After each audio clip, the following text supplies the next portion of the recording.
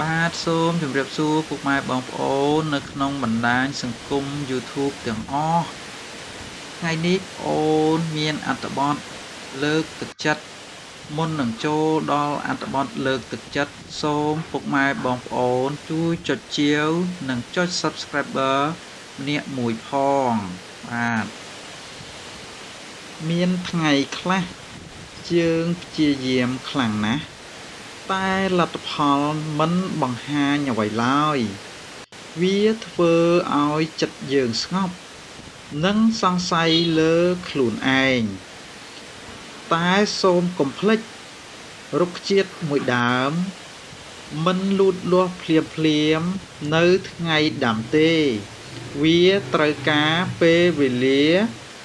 ទឹកនិងការថែរក្សាមុននឹងឲ្យផ្លែ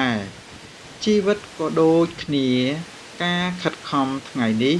ប្រហែលមិនឃើញភ្លាមតែវាកំពុងបង្កើតអនាគតដែលអ្នកមិនទាន់ឃើញ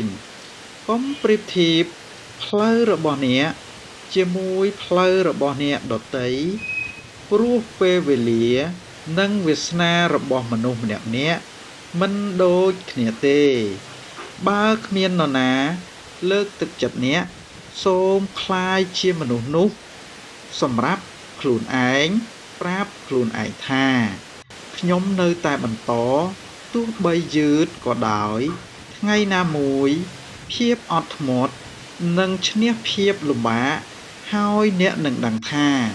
ការមិនបោះបង់គឺជាជម្រើសត្រឹមត្រូវបំផុតសូមអរគុណ